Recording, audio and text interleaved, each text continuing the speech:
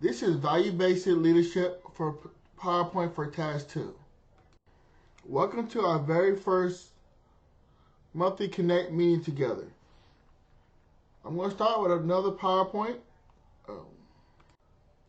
Good morning, team. My name is Domonick Dixson, your Customer Service Manager.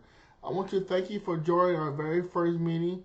I will try to keep it short as we have a lot to get through. I know everybody would like to get straight to work. Today I'm going to start with my own personal story, then talk about the following agenda for the meeting. I will go through the vision statement, emotional intelligence and self-awareness, self-management and adaptability, social awareness, emotional intelligence, bias, and ethical decision making. Then I will end with relations management, then with a closing statement and a QR as follow. I used to work for the University of Akron at the Robinson Dine Hall as a line cook. It is where I learned the ins and outs of the restaurant business. One day I was assigned to one of the lines that were serving chicken tenders. The chicken tenders was a popular hit at the time that we ended up running out before the end of shift. At that moment I came up with an idea to replace them with chicken nuggets instead of chicken tenders, which allowed me to show my ability to work under pressure and be creative as well. This is the kind of mindset is what our customer service will use on a daily, everyday basis. The following is the visual statement that I have created for our team. Integrity is the foundation of trust and the cornerstone of customer service. At its core, our vision is to build a customer service experience guided by a deep sense of responsibility, ethical decision making, and a commitment to doing what is right, even when no one is watching.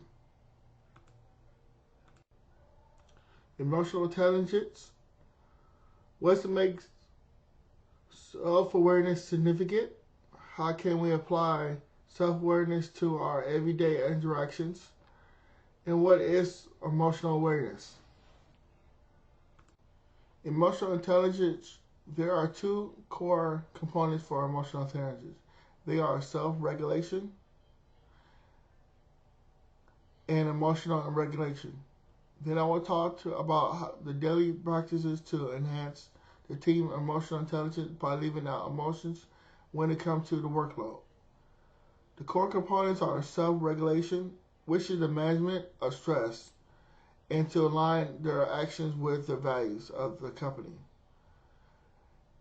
Emotion regulation is to identify one's emotions and the emotions of others to better understand their empathy.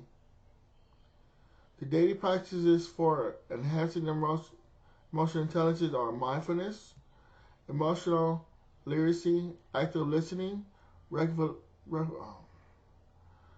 reflection, impact. Mindfulness is to increase present moment awareness for emotional regulation. Emotional literacy is to articulate the feelings for improvement, understanding, and management.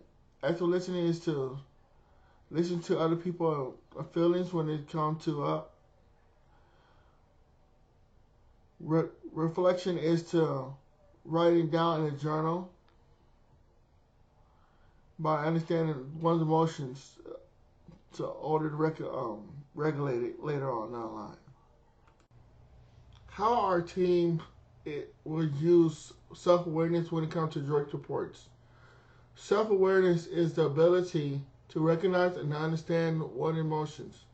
We will take our time to minimize our emotions when it comes to doing reports and turning them in. Instead of using our emotions, we will minimize it by doing daily tasks like we usually, like journaling it down, or taking long walks to calm ourselves down. So I suggest we, as our team, try to minimize your emotions when you're doing reporting.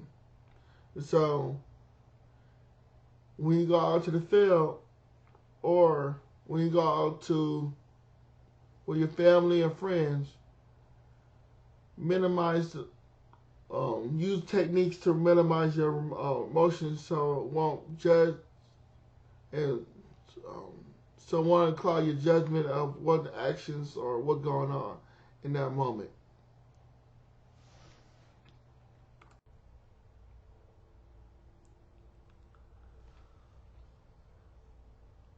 Self-management. What's management? Um, Social awareness or emotional intelligence. And empathy remains a crucial aspect of social awareness, helping others to understand emotion and presence of others. As we work on a project, we're actively listening, acknowledge each other's feelings, foster a supportive work environment.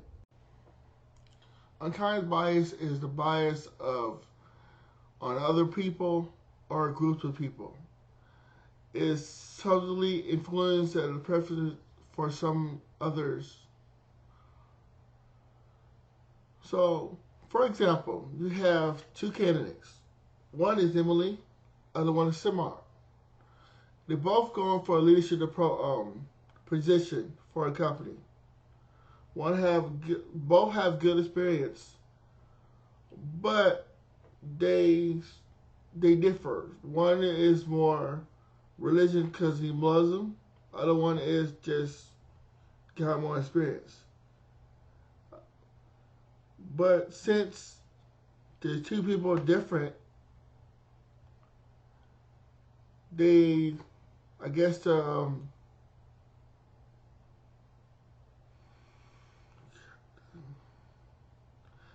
interviewers or the people who's hiring the process will see that Samar is Muslim and his faith is different. Because he has a potential cultural barrier because he can't relate to other people in the company or clients or to their clients. So ultimately, they choose Emily over Samar. But even though Samar is a better fit,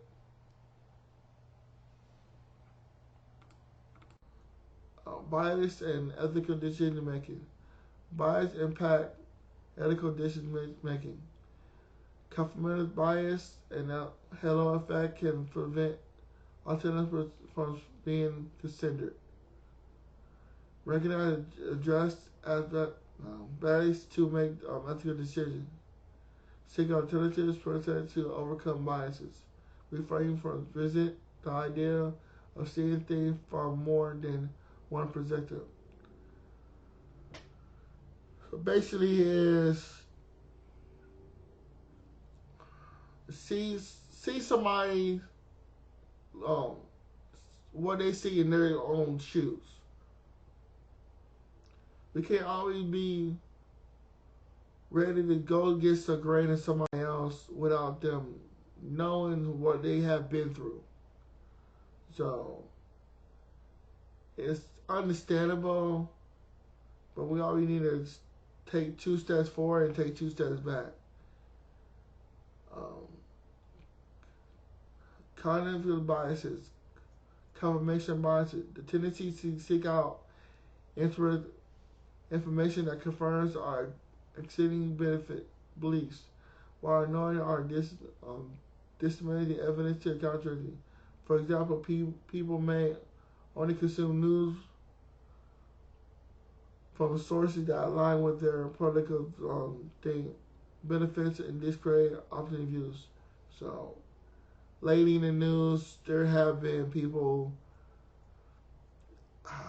I'm not saying this or say that, but the news channels are not really doing what they're supposed to be. They're supposed to not put their own biases, political biases or beliefs on this channel, but they also supposed to be the righteous one, show what's going on in the world, not take something from somebody else or look at something like it shouldn't be.